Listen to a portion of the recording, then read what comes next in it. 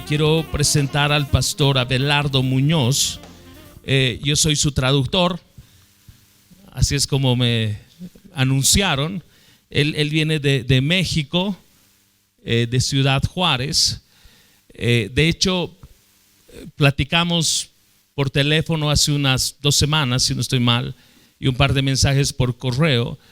Y yo debo ser muy honesto, y lo dije a mi esposa, de que en medio de las conversaciones, que eran muchas de ellas de coordinación, tal vez ayer tomamos un poco más de tiempo para hablar de asuntos ministeriales, pero he sido profundamente ministrado por la sencillez del pastor Abelardo.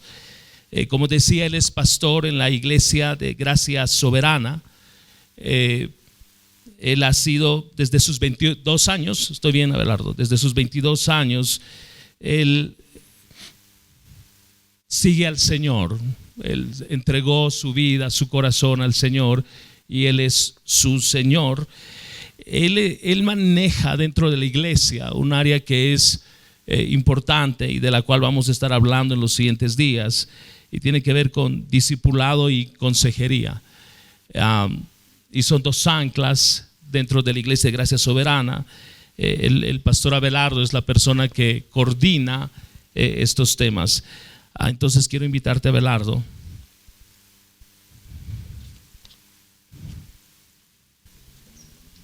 Gracias por acompañarnos.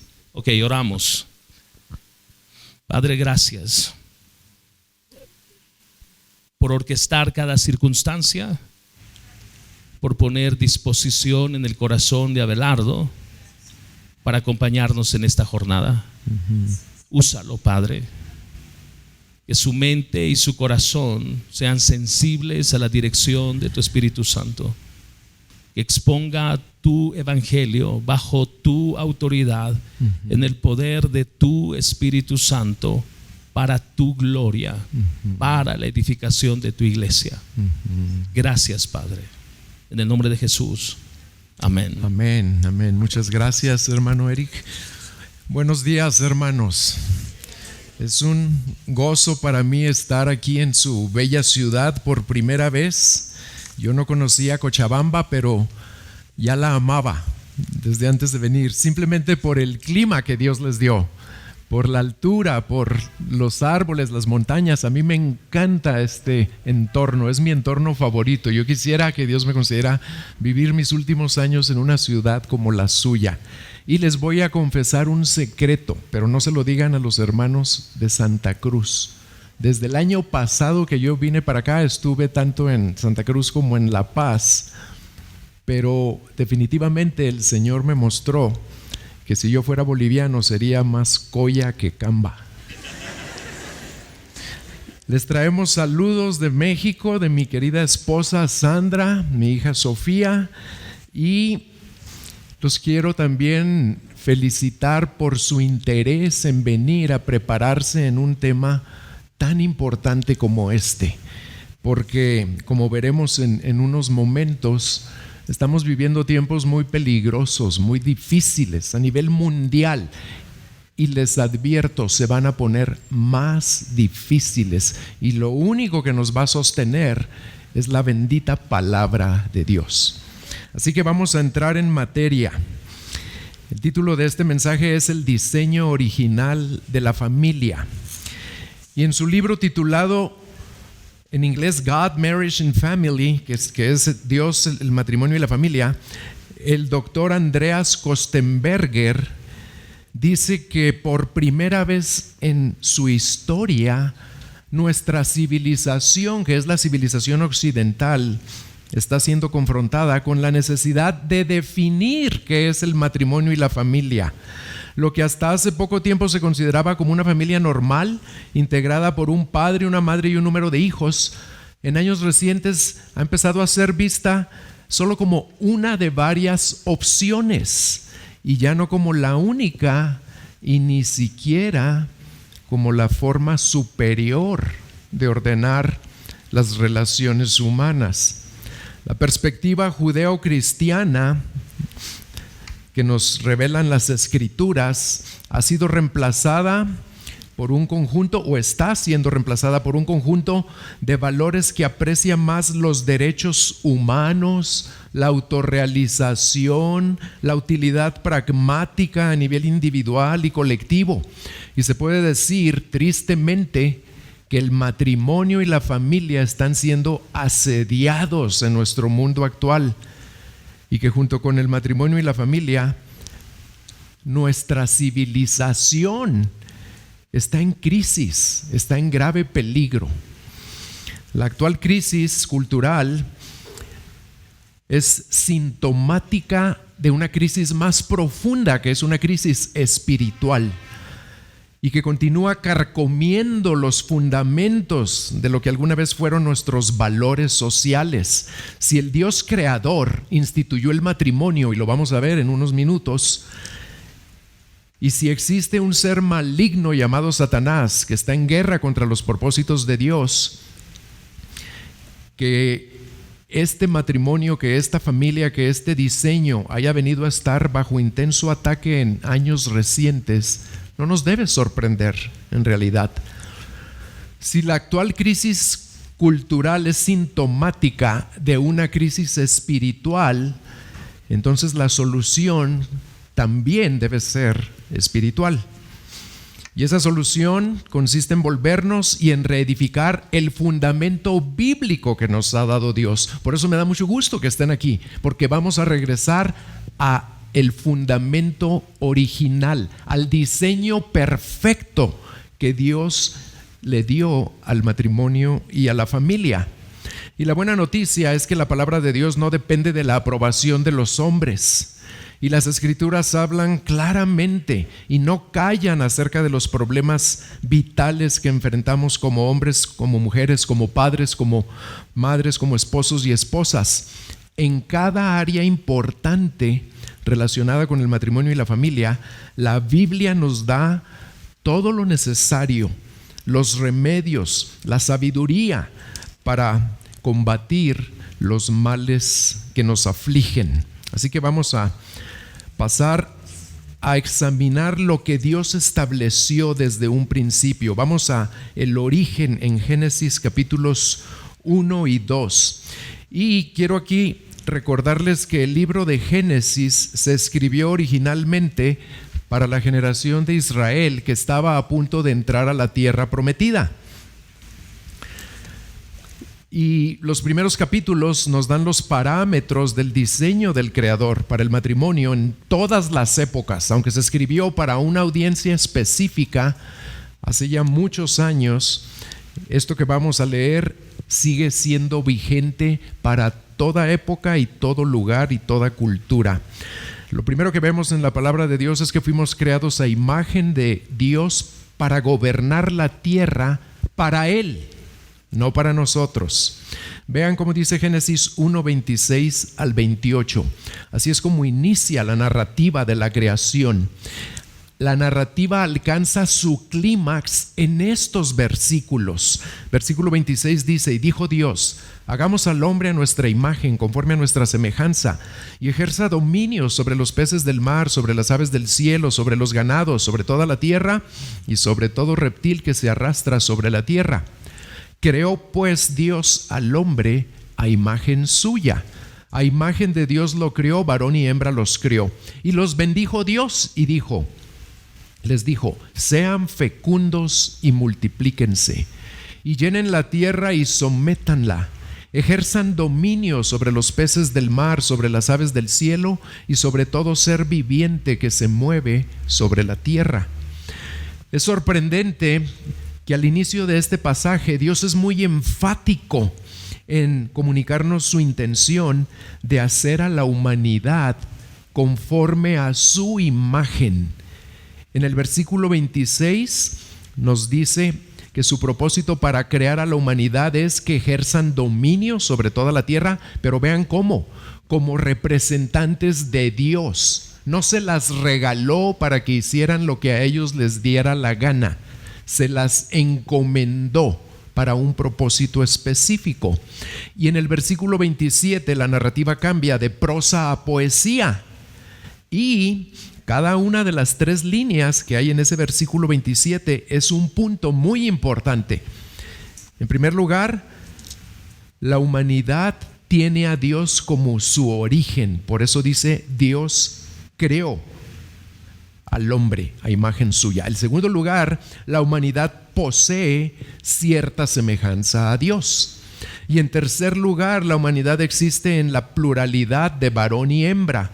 Y el versículo 28 nos muestra la bendición de Dios y su mandato para el hombre y la mujer. Sean fecundos, multiplíquense, llenen la tierra y sométanla.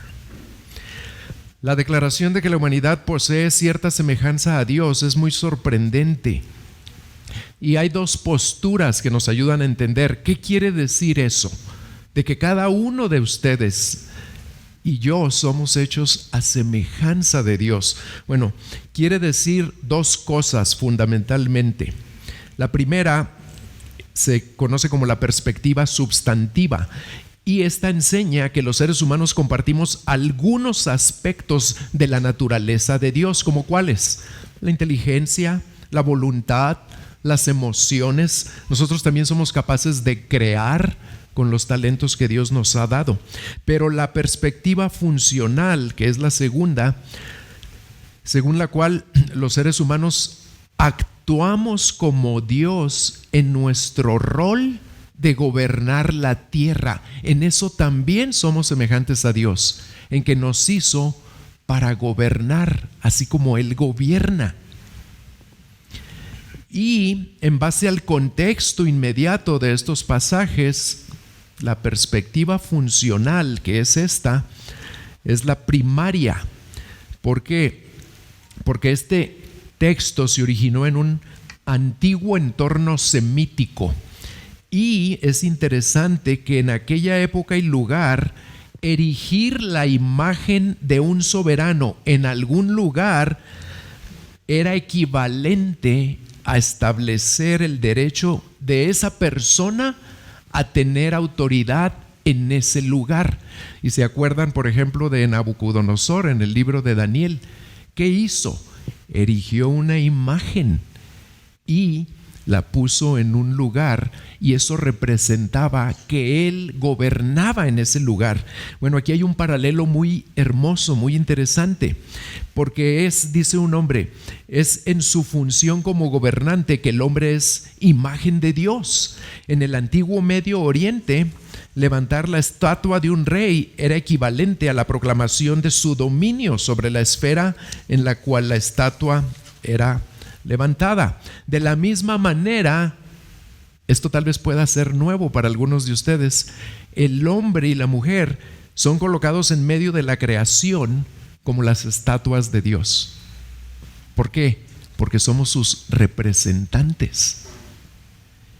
Y al poner su imagen en el hombre y en la mujer, y al colocarlos en un ambiente particular, Dios les asigna el mandato de gobierno representativo. El hecho de que la humanidad fuera creada a imagen de Dios como pluralidad indica que gobernar la tierra es una función conjunta, porque en el versículo 28 se habla en plural. No le dijo nada más a Adán que lo hiciera. Dice ahí, los bendijo y les dijo. Y esto nos enseña que el medio principal para llevar a cabo ese gobierno representativo de Dios en la tierra es la procreación. Ni el hombre solo ni la mujer sola pueden llenar la tierra y someterla sin la participación de la otra persona. Luego vemos ahí en Génesis el liderazgo del hombre sobre el matrimonio y el rol de la esposa como su ayuda idónea. Y esto que vamos a ver ahora es lo que tal vez más está rechazando nuestra sociedad actual. Pero escúchenlo bien, grábenlo bien, créanlo, abrácenlo, porque es lo que nos va a sostener en los próximos años. Ya vimos que Génesis 1 se enfoca primordialmente en la creación de la humanidad como varón y hembra a imagen de Dios. Pero en Génesis 2, versículo 4, la narrativa regresa a la creación de la humanidad que había empezado en Génesis 1 y nos da detalles adicionales En Génesis 2, 7 y 8 se nos dice cómo Dios forma al hombre del polvo de la tierra, le sopla vida y lo coloca en el huerto del Edén. Y luego en Génesis 2, 15 al 17 vemos el mandamiento de Dios al hombre, porque ahí como que se regresó el autor a decirnos lo que estaba pasando cuando Eva todavía no había sido creada. Y le dio el mandamiento al hombre de cultivar el huerto y le dio el permiso de comer de todo árbol excepto de uno. La mujer todavía no estaba presente para escuchar ese mandamiento. ¿Y saben qué implica eso? Que iba a ser responsabilidad del hombre comunicarle a la mujer el mandato de Dios. Y en Génesis 2:18 se nos da otra importante información acerca del propósito de Dios al crear al hombre y a la mujer de la manera en que lo hizo. Vean cómo dice ahí: y el Señor Dios dijo, no es bueno que el hombre esté solo, le haré una ayuda idónea. A pesar de que Dios, cuando leemos los primeros capítulos, después de cada día, pronuncia que lo que había creado había sido bueno, todo, ¿verdad? Pero lo único no bueno fue que Adán no tuviera una compañera.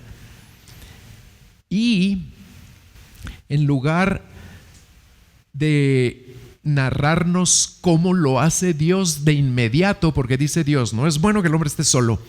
Entonces uno, ¿qué esperaría? Si Dios dice que no es bueno que el hombre esté solo, entonces lo que sigue es que va a solucionar esa situación, porque no es bueno que el hombre esté solo. Pero ¿saben qué sigue? No sigue la creación de Eva de inmediato. Sigue otra cosa, como que Dios aparentemente se distrajo y puso a Adán a hacer algo más, pero Dios nunca se distrae. Vean lo que sucede. En lugar de crear a Eva de inmediato para que Adán ya no esté solo, Dios le trae a Adán a todos los animales para que les ponga nombre. ¿Por qué? ¿Por qué hizo eso? Pues lo más probable es que Dios está pasando al hombre por un proceso que le va a ayudar a entender que necesita una contraparte humana con quien él comparta la imagen de Dios y con quien pueda ejercer un gobierno representativo a través de la procreación. En el versículo 21 y 22, todo ahí en Génesis 2, cuando Adán termina de ponerle nombre a todos los animales, no nada más les puso nombre, él notó que cada animal tenía su pareja, menos él. Y como que Dios quería que Adán estuviera consciente de eso, para que cuando el Señor actuara, Adán lo apreciara. Y eso es exactamente lo que sucede en los versículos 21 y 22. Ahí Dios por fin entra en acción para solucionar la situación de Adán. El Señor Dios hizo caer un sueño profundo sobre el hombre, este se duerme, y Dios toma una de sus costillas y cierra la carne en ese lugar. Y de la costilla que el Señor Dios había tomado del hombre, formó una mujer y la trajo al hombre. Dios los creó por separado, pero los creó el uno para el otro, primero al hombre y luego a la mujer. El hombre fue formado de la tierra, lo cual significa que la humanidad es parte del conjunto total de la creación, pero la mujer fue creada del hombre, y eso resalta el lazo profundo que los uniría. Y en el versículo 23, el hombre exclama: esta es ahora hueso de mis huesos y carne de mi carne. Ella será llamada mujer porque del hombre fue tomada. A Adán se le dio el privilegio de asignarle a la mujer un nombre que se derivaba de su propio nombre, porque en hebreo el nombre de Adán era Ish y el de Eva era Isha. Y la creación de Eva por parte de Dios demuestra que el plan de Dios para el matrimonio de Adán y para todos los matrimonios. Así que si tú estás casado, escucha esto. Y si no estás casado y vas a estar casado algún día, también escúchalo. El plan de Dios para el matrimonio de Adán y su plan para todos los matrimonios posteriores consiste en una relación heterosexual monógama. Dios hizo una ayuda idónea, solo una para Adán, y ella era hembra, que es lo que está atacando cada vez más nuestra sociedad occidental. Y aún más, ¿saben de quién fue la idea de solucionar la soledad de Adán? Fue idea de Dios. Adán no dice en la Biblia que se hubiera quejado o que estuviera triste por estar solo.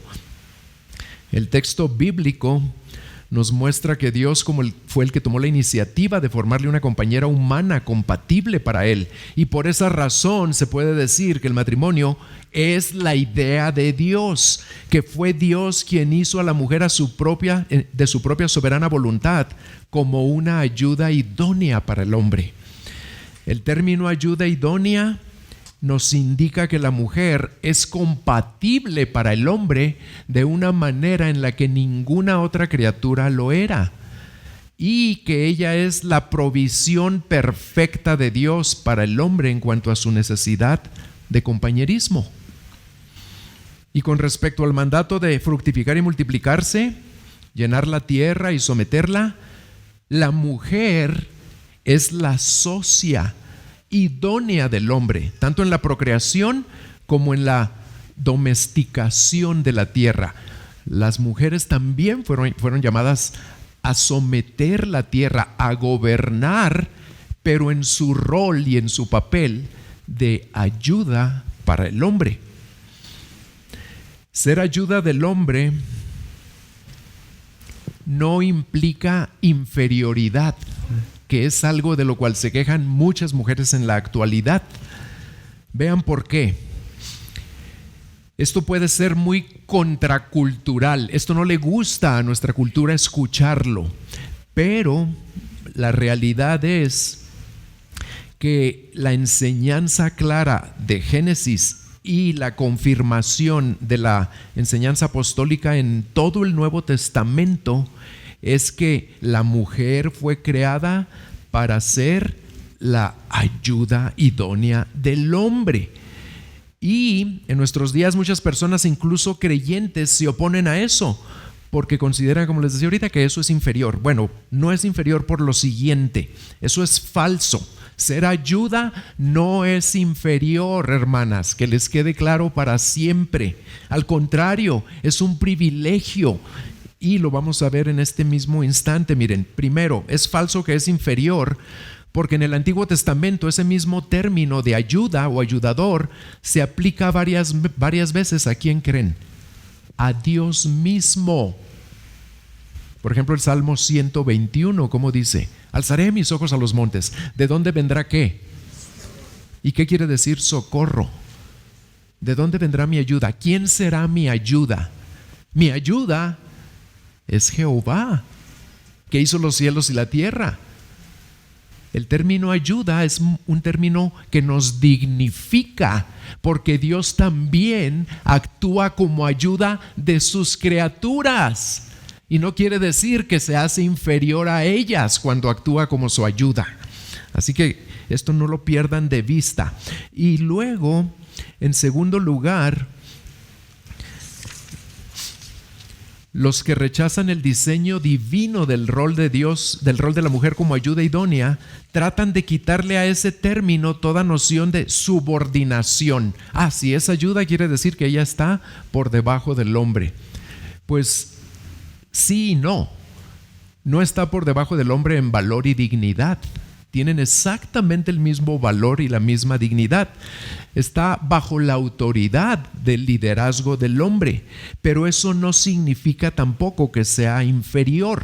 ¿Por qué? Porque un rol de subordinado no implica inferioridad. Y aquí les voy a compartir algo que también tal vez sea nuevo. En la deidad misma, en la Trinidad, hay subordinación. El Hijo se somete ¿a quién? Al Padre. Y el Espíritu Santo se somete a los dos. Y entiendan esto: el hecho de que el Hijo se someta al Padre no lo hace jamás inferior. Sigue siendo Dios, igual que el Padre. con todos los atributos divinos. Y el hecho de que el Espíritu Santo se someta al Hijo y al Padre tampoco le resta absolutamente nada. Así que lo mismo se aplica a ustedes, hermanas casadas que son esposas y ayudas idóneas. El hecho de que Dios les pida que se sometan al liderazgo de sus esposos no les resta nada. Dignifica su papel, su rol, porque ese rol les fue asignado ¿por quién? Por Dios mismo. Y al hacerlo lo están imitando, porque Él también es ayuda para nosotros.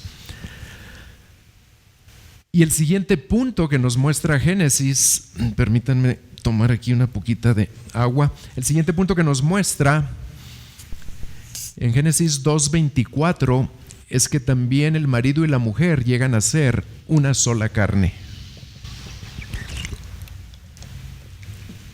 Ahí vemos cómo Moisés, que escribió este libro, nos explica que en el matrimonio un hombre deja su casa paterna, se une a su mujer en matrimonio y vienen a ser una sola carne. Y eso establece una entidad familiar distinta para crear descendencia a través de la procreación. ¿Y qué significa que el hombre y la mujer se vuelvan una sola carne? El pastor Ray Ortlund Jr. nos lo explica de una manera muy clara. Dice que es mucho más que el aspecto sexual. Es la fusión profunda, dice, de dos vidas en una vida que comparten juntos por el pacto y consentimiento mutuo del matrimonio. Y es un completo y permanente darse de uno mismo al otro, a un nuevo círculo de existencia que ahora es compartida con mi pareja. Es un darse completo y permanente a ese nuevo círculo de mi existencia junto a un cónyuge, junto a una compañera o un compañero. Y para concluir esta sección, al hombre y a la mujer se les dio juntamente la encomienda de ejercer el dominio, gobernar la tierra, pero sin embargo, nunca debemos perder de vista que lo debemos hacer de acuerdo a los roles que Dios nos asignó a cada uno como varón y como hembra. Y puesto que nuestras diferencias son funcionales, no son de naturaleza, no son de valor, no son de dignidad, son diferencias funcionales, pero que fueron establecidas por Dios. Fíjense qué interesante. Solo cuando los hombres y las mujeres abrazamos esos roles que fueron diseñados por Dios, estaremos realmente satisfechos. Y cuando abracemos nuestros roles, porque creemos en Él, lo amamos a Él, nos sometemos a su palabra, aunque todo el mundo a nuestro alrededor se burlara, cuando abrazamos los roles que Dios diseñó para cada uno de nosotros, entonces la sabiduría de Dios será plenamente desplegada y exaltada por nosotros a través de nuestro testimonio. Y ahora vamos a ver un poco más a fondo el rol y las responsabilidades tanto del esposo como de la esposa. Y a medida que hablo y explico esto, sobre todo a los casados y a las casadas, los quiero animar a que se pregunten: ¿estoy viviendo de acuerdo a este diseño que Dios estableció hace miles de años para la primera pareja y que es el diseño que también estableció para mí y para ti? Pregúntense qué tanto se apega su matrimonio actual y su rol específico como esposa, ayuda idónea, o como esposo, como líder y responsable de tu matrimonio. Pregúntense qué tanto refleja este diseño. El Antiguo Testamento no tiene una descripción de puesto explícita para los esposos, pero nos permite inferir algunas de las responsabilidades principales. que tienen para con sus esposas. La primera es que un hombre debe amar y apreciar a su esposa y tratarla con respeto y dignidad.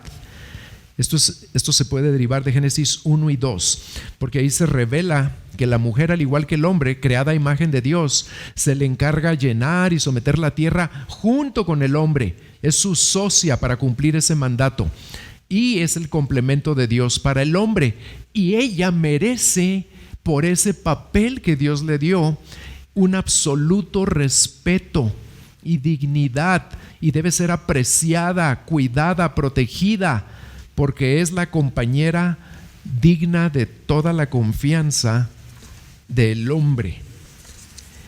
Y en segundo lugar, otra responsabilidad, además de apreciarla, amarla, respetarla, cuidarla, otra responsabilidad es que el hombre es al que se le da la responsabilidad final o superior de proteger la relación matrimonial, la autoridad final sobre su familia. Y eso es respaldado por varios factores. En primer lugar, por el hecho de que el hombre ya estaba involucrado en su tarea de someter la tierra al darle nombre a los animales, porque dar nombre a alguien en aquella cultura implicaba autoridad sobre aquella persona a la cual tú le dabas nombre, como los padres a los hijos. Por el hecho de que fue el hombre quien recibió el mandato de Dios de cuidar el huerto del Edén, también vemos que él tiene la responsabilidad final. Y también la podemos inferir del hecho de que Dios llamó al hombre en lugar de la mujer a responder por el pecado de la humanidad, a pesar de que fue la mujer la que pecó primero. Al primero que le llamó, ¿a quién fue? Al que es cabeza, al que le dio la responsabilidad final, al hombre. Aunque la caída distorsionó la manera en la que el hombre ejerció su liderazgo en generaciones posteriores, y eso lo vamos a ver en la siguiente sesión, a los hombres nunca se les exentó de su responsabilidad de estar a cargo de su matrimonio y de su familia, con todo lo que ello implica. Y una tercera área de responsabilidad que podemos inferir del Antiguo Testamento es que un esposo debe proveer para su esposa alimentos, ropa, refugio, todas las necesidades básicas, incluyendo cumplir con los derechos conyugales. Y el doctor Kostenberger, porque de su libro tomé gran parte de este material, lo explica de una manera muy hermosa. Dice, en otras palabras, la responsabilidad del esposo es proveerle a su esposa paz, permanencia y seguridad. Y le pregunto a cada esposo aquí, ¿le estás proveyendo a tu esposa esas tres cosas? Paz, permanencia y seguridad. ¿Y sabes qué es lo que le va a dar esa paz, permanencia y seguridad? Tu amor, tu cuidado, tu fidelidad y ejercer tu liderazgo para los propósitos que Dios quiere que lo ejerzas. ¿Y cuáles son las responsabilidades y el rol de las esposas hacia sus esposos? Bueno, primera, estoy hablando desde la perspectiva del Antiguo Testamento todavía, porque el pastor Joselo nos va a venir a hablar de cómo en el Nuevo Testamento las cosas que fueron afectadas por la caída son restauradas, pero no nada más restauradas, son ampliadas también. Pero ahorita estamos todavía enfocándonos en el diseño original. Y la primera responsabilidad que tenían las esposas era darle al esposo hijos. Y en aquellos años, en base a la creencia de que los padres continuaban viviendo a través de los hijos, tener un hijo se consideraba el acto que más le podía favorecer a un esposo de parte de su esposa. Y tener un hijo varón era la contribución más noble que la esposa le podía hacer al esposo y al núcleo familiar. ¿Por qué? No porque el varón fuera superior, no, era por las circunstancias en las que se vivía en aquellos días, porque el trabajo era muy duro y se necesitaban varones para cultivar la tierra y ganarse la vida. La segunda responsabilidad básica de una esposa era administrar el hogar, obviamente, cumpliendo el mandato divino de cuidar. Ellas cuidaban ahora no el huerto, pero el hogar. Y Las responsabilidades ahí en esa área incluían cocinar, vestir a la familia, cuidar un huerto, levantar la cosecha de granos, y había una división de labores. Pero también había flexibilidad, porque no quiere decir que los hombres nunca cocinaban. De hecho, vemos ejemplos en la Biblia cuando Abraham mismo se ponía a cocinar o a Jacob le gustaba cocinar. Entonces había cierta flexibilidad. Y las esposas también debían supervisar a los siervos de la familia. Y en tercer lugar, en cumplimiento del propósito original para el cual Dios la había creado, la esposa debería proveerle compañerismo a su esposo. Aunque estaba subordinada a él, lo que se esperaba de ella era que fuera su confidente y su amiga confiable. Y ahora voy a explicar algo muy importante que también nos debe traer a solemnidad en cuanto a lo que el matrimonio establecido por Dios realmente es. Voy a explicarles que el matrimonio, a diferencia de lo que enseña la religión católica, en la religión tradicional en Latinoamérica, que es un sacramento, no es un sacramento. De acuerdo a la Biblia, el matrimonio es un pacto. Tampoco es un contrato, aunque se firma un contrato en el registro civil ante un juez, pero es más que eso. ¿Por qué? Porque vino de el diseño de Dios. Es un pacto. Y al ser un pacto, lo podemos definir de esta manera. Es un vínculo sagrado entre un hombre y una mujer, instituido por Dios y asumido públicamente delante de Dios. Los que se casan asumen este pacto sagrado, aunque no sean creyentes, delante de Dios. Aunque ellos no reconozcan que lo están asumiendo, pero ¿saben por qué están asumiendo un pacto delante de Dios? Porque se están casando y quiere decir que están llevando a cabo algo que fue instituido por Dios. Y es normalmente consumado por la unión sexual. La esencia de ver el matrimonio como un pacto, la esencia es que hay un vínculo tanto entre el marido y la mujer, pero escuchen esto, también entre la pareja y Dios.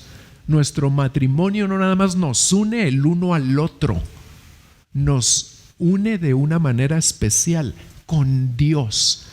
Y eso lo vamos a entender más a fondo cuando el pastor Joselo nos explique esta tarde cómo es que Cristo y el Evangelio vinieron a ayudarnos a entender que el matrimonio establecido allá en Génesis, en el huerto del Edén, y tu matrimonio y mi matrimonio, tiene un propósito mucho más profundo, un significado más profundo de lo que alcanzaban a entender las personas en el Antiguo Testamento.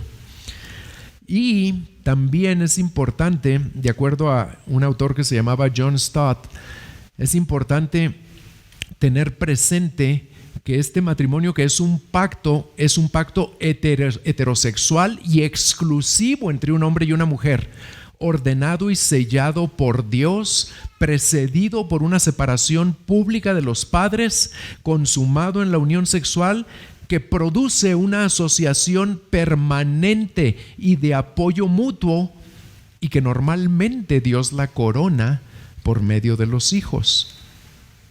Todo eso representa tu matrimonio. En el Antiguo Testamento, esta palabra pacto significa un compromiso solemne, una promesa hecha ya sea por Dios al hombre o que se hace un hombre a otro hombre, y la expresión se usa para los compromisos o las promesas que le hizo Dios, por ejemplo, a Noé, a Abraham, a Moisés, a David. Esos son los 4 principales pactos del Antiguo Testamento. Pero también se refiere a otra variedad de acuerdos entre los seres humanos, incluyendo tu matrimonio. Cuando tú te casaste, hiciste un pacto con tu pareja y con Dios. ¿Y qué es ese pacto? Una promesa solemne que no puede ser quebrantada, que no debe ser quebrantada. Vamos a ver ahora un poco las implicaciones de esto, de ver el matrimonio como un pacto. ¿Qué implica eso? ¿Qué significa? Pues abrazar este concepto de que el matrimonio es un pacto nos debe comprometer a todos los que ya hicimos ese pacto, estamos casados, nos debe comprometer por lo menos a 5 cosas. Escúchenlas muy bien. La primera es la permanencia del matrimonio. El matrimonio tiene el propósito de durar toda la vida porque fue establecido así por Dios mismo. Constituye un compromiso serio, involucra una promesa no solo a la persona con quien nos casamos, sino, como ya dijimos, es una promesa que hacemos delante de Dios. Número 2, esto implica que el matrimonio tiene un carácter sagrado. El matrimonio no es simplemente un acuerdo humano entre 2 individuos que consienten llevarlo a cabo. Claro que sí lo hacen y lo hacen ante un juez, pero es una relación delante de Dios y bajo la autoridad de Dios. Es una unión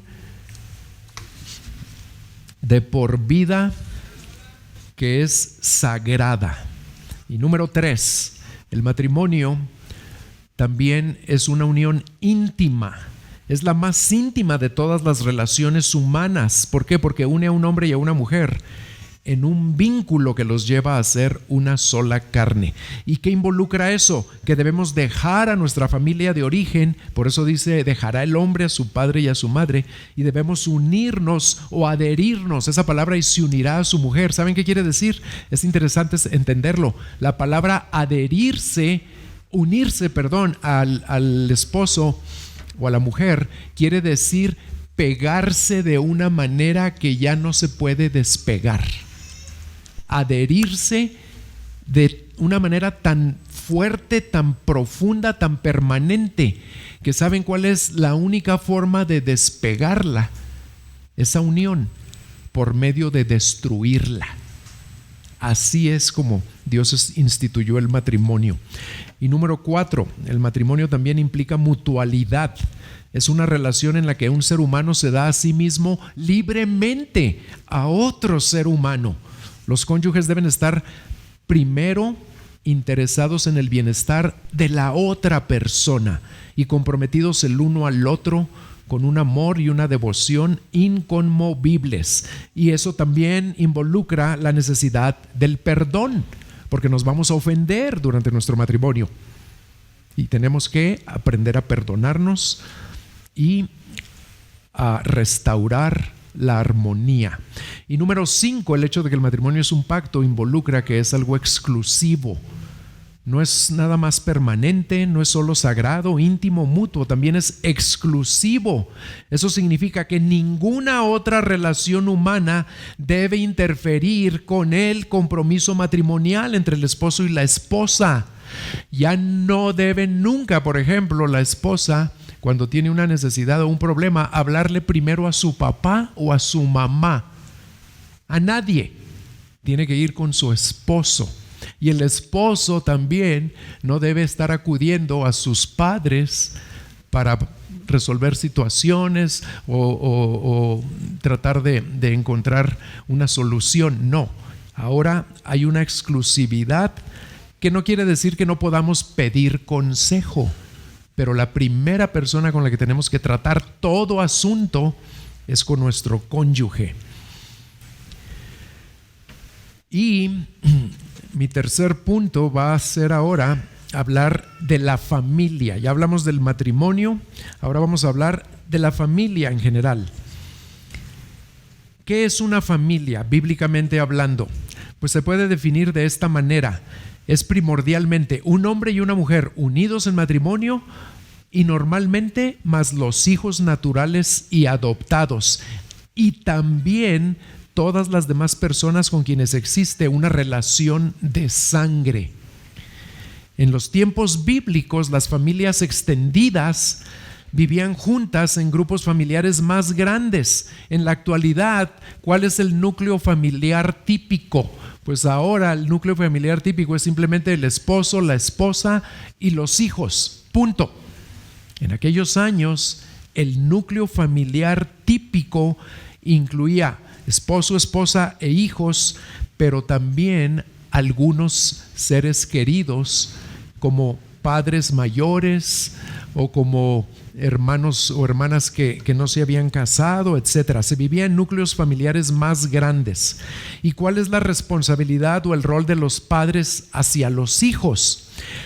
Pues esto era muy común en las culturas del antiguo Medio Oriente. Las familias israelitas se podían describir como una patriarquía, que significaba que el padre gobernaba el hogar. Pero hay un autor que dice que en lugar de patriarquía deberíamos de usar el término patricentrismo. Los hogares estaban centrados en el padre. ¿Por qué? Porque él era la cabeza del hogar. Pero lo interesante es que aunque el padre era el que gobernaba el hogar, el Antiguo Testamento nunca enfatiza su autoridad. ¿Saben qué es lo que enfatiza más? Más que funcionar como un déspota o como un dictador, en los hogares sanos, el padre y el esposo era alguien que inspiraba confianza, que inspiraba seguridad a los miembros de esa familia. Y yo les quiero preguntar a los padres aquí, ¿inspiras tu confianza y seguridad a todos los miembros de tu familia? ¿O les inspiras temor y desconfianza? Lo que la Biblia enfatiza no son el poder y los privilegios de la posición del padre, sino más bien las responsabilidades asociadas con ser cabeza del hogar. ¿Cuáles eran esas responsabilidades de los padres en aquellos años? Escúchenme bien, porque las principales no han cambiado. No han cambiado. Y esto se escribió. Los expertos dicen que Moisés tal vez escribió el Pentateuco, los primeros 5 libros de la Biblia, tal vez allá como por el año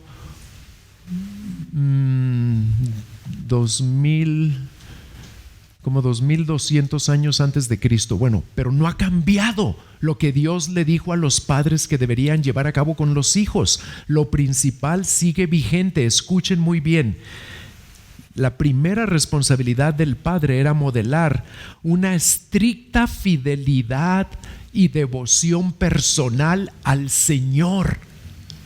Modelarle con su ejemplo que el padre amaba a Dios y se sometía a Dios. En segundo lugar, deberían liderar a la familia en los festivales nacionales que Dios había establecido, porque eso los hacía fortalecer la memoria de cómo Dios los había salvado de la esclavitud en Egipto. Eso no se aplica a nosotros ahorita. Y en tercer lugar, tenían que instruir a la familia en las escrituras, y eso sí se aplica. Y debían proveer para las necesidades básicas de la familia, defender el hogar contra amenazas, mantener el bienestar de los miembros de la familia, instruir a los hijos en el camino de la sabiduría, etc. Eso es lo que hacían los padres. ¿Qué hacían las madres? ¿Qué les dijo Dios a las madres que hicieran? Pues la Biblia tiene muchas evidencias, en primer lugar, de que el papel de la madre y de la esposa era un papel muy digno. ¿Y saben cómo se demuestra que era un papel muy digno? Porque el 5º mandamiento, que es honrarás a quién, a tu padre, también incluye a la madre. Y también la literatura sapiencial, como Proverbios y Salmos, coloca la instrucción en sabiduría de una madre en el mismo nivel que la instrucción de un padre. La esposa excelente de Proverbios 31 es una esposa que refleja iniciativa, creatividad, energía, aunque está subordinada al esposo. Y las mujeres con frecuencia ejercían gran influencia, no nada más sobre los hijos, también sobre sus esposos. a veces para bien y a veces para mal. Las responsabilidades de la madre, ¿cuáles eran? De una manera más específica, pues se pueden resumir en lo que vemos en Proverbios 31: proveer alimento, vestido, refugio. Durante la primera década de la vida de un hijo, él o ella era el interés especial de la madre. Y porque en el antiguo Israel el hogar era el único lugar donde se instruía a los hijos, no había escuelas. Entonces el ejemplo y la instrucción de la madre eran vitales, porque los hijos en su primera década de vida pasaban más tiempo con la madre.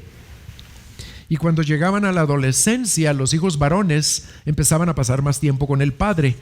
Y eso no significa que la madre dejara de ejercer una gran influencia en los hijos. Y las madres también entrenaban a las hijas para sus roles futuros de esposas y de madres. Y les pregunto a las madres aquí, ¿están ustedes siendo esa influencia sabia? ¿Está su sabiduría influenciando su hogar y su familia? Y la siguiente pregunta que nos debemos hacer es, ¿y esa sabiduría? Porque de seguro ustedes están influyendo a sus hijos, pero la pregunta es, ¿con cuál sabiduría los están influyendo? ¿Con la del mundo o con la que viene de Dios? ¿Qué tanto se saturan, se llenan ustedes de la palabra de Dios para que allí en sus hogares eso sea lo que se refleje por medio de su vida y de su instrucción? Y por último vamos a hablar del rol de los hijos, porque la Biblia también nos aclara que a los hijos Dios les asignó ciertas responsabilidades. Los hijos eran tenidos en gran estima en el antiguo Israel, y eso se puede atribuir a varios factores. Primero, tenían la convicción de que todo ser humano era creado, como acabamos de ver, a imagen de Dios. En segundo lugar, tenían la postura de que los hijos aseguraban la perpetuación de la humanidad y cumplían con el mandato divino de llenar la tierra y someterla. También creían que la concepción de los hijos, a fin de cuentas, era el resultado de una acción divina y era una señal del favor de Dios. Y mi esposa Sandra y yo estamos muy conscientes de eso, porque los primeros 4 años de nuestro matrimonio no podíamos concebir. Mi esposa pasó por todo tipo de tratamientos que se puedan imaginar. Y el Señor en su misericordia, cuando el doctor le dijo, este es el último intento, si usted no se embaraza en esta ocasión, olvídense de tener hijos. Y en la misericordia de Dios quedó embarazada en ese último intento. ¿Por qué? Porque nosotros también creemos lo que creían en Israel, que la concepción de los hijos es el resultado de una acción divina. Es señal del favor de Dios. Y la valoración de los hijos como un recurso económico también era muy importante, porque los necesitaban para todo el trabajo duro que se tenía que realizar. Y los padres también tenían la creencia de que ellos iban a seguir viviendo a través de su descendencia. Por eso los valoraban tanto. Pero ¿cuál era la responsabilidad principal, la número 1 que Dios le dio a los hijos? ¿Saben cuál era? El respeto hacia sus padres. Y esa responsabilidad y la importancia que Dios le da, la vemos en muchas partes de la Escritura. Les voy a recordar algunas de las indicaciones de que es muy importante eso. En la Biblia hay palabras que denotan respeto a los padres y que esa misma palabra se usa para que nosotros le mostremos reverencia a Dios. Así como debemos mostrarle reverencia a Dios, también le debemos mostrar una reverencia a nuestros padres, no la misma que a Dios, pero al fin y al cabo reverencia. El respeto por los padres es el principio constitutivo de la nación, y lo era en Israel y lo es en Bolivia, hermanos.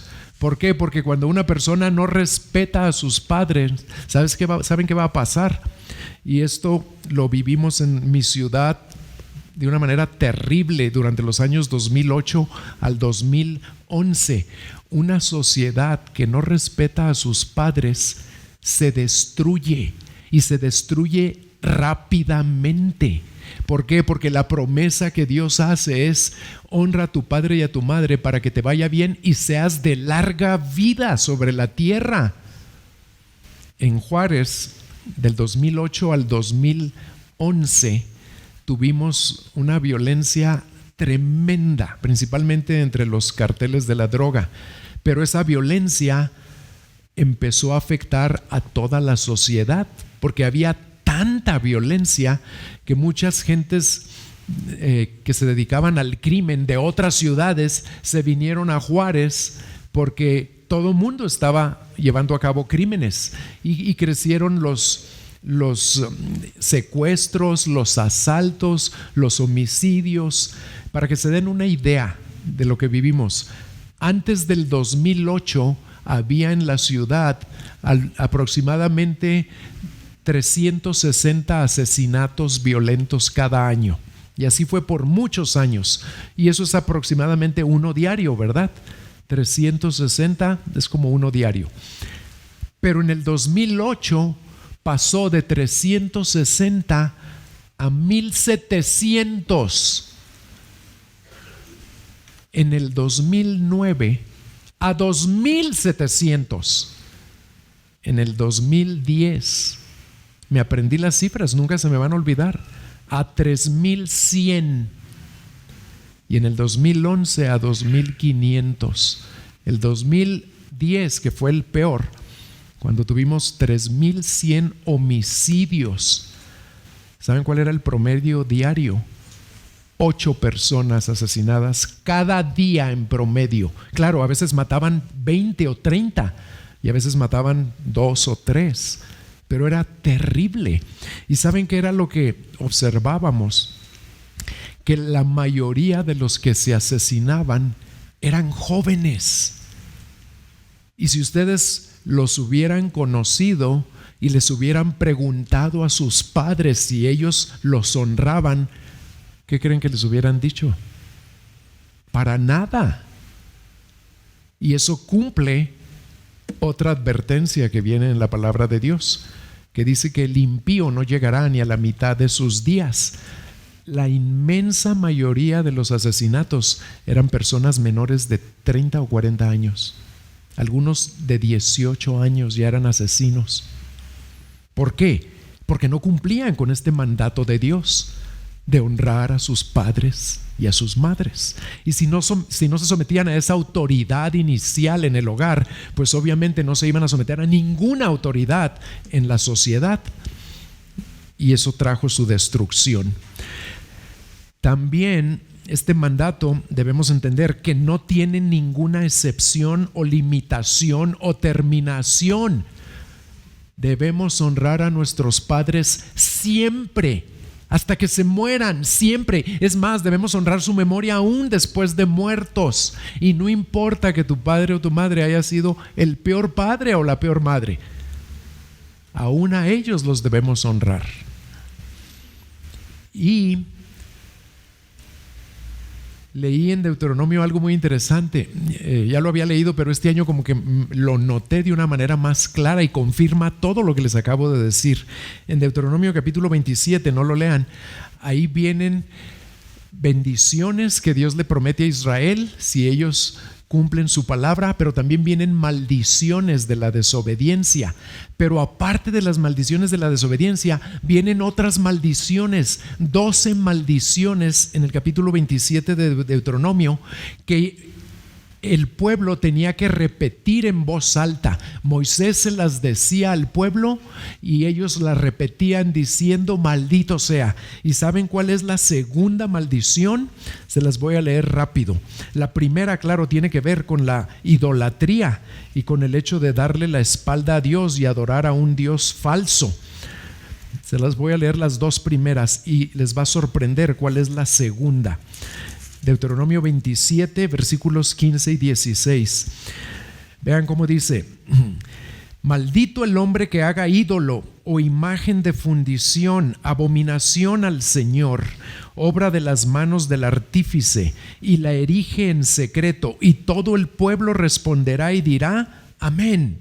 Y vean la segunda: maldito el que desprecie a su padre o a su madre, y todo el pueblo dirá: amén. ¿Cómo estamos honrando a nuestros padres? Una manera de contestar esa pregunta es esta, por medio de otra pregunta: ¿qué es lo primero que viene a tu mente cuando recuerdas a tu padre o a tu madre, aun si ya murieron? ¿Viene un recuerdo grato? ¿Viene una memoria de las cosas buenas que hicieron por ti? ¿O lo primero que viene son recuerdos de sus fallas, de sus errores, de cómo te ofendieron? Si lo que más recuerdas son cosas negativas, tal vez sea una señal de que no los estás honrando como Dios quiere que los honres. Porque todos cometemos errores, pero a pesar de sus errores, ellos fueron en primer lugar los medios que Dios usó para darte la vida. Entonces, pidámosle al Señor que nos ayude a honrarlos como el Señor nos pide que lo hagamos.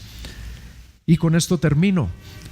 Una segunda área de responsabilidad para los hijos, además de respetar a sus padres, era ayudar en el hogar paterno de diversas maneras. Y cuando ya eran suficientemente grandes, también deberían ir al campo y ayudar en todas las labores del campo y proveer para sus padres en la vejez. Y por eso el no tener hijos era una preocupación muy grande para una persona en Israel, porque se preguntaban: ¿quién me va a cuidar cuando ya sea anciano? Y los hijos también debían mostrarle respeto a las personas mayores que no eran sus padres. Bueno, vamos a orar para cerrar esta primera sesión. Señor, gracias por dejarnos en tu palabra de una manera tan clara cuál fue tu diseño para nuestra familia, para nuestro matrimonio, para todo matrimonio y familia a través de toda la historia. Gracias porque tu palabra es muy clara, muy específica, y porque tu diseño y tu plan fueron, son y siempre seguirán siendo perfectos.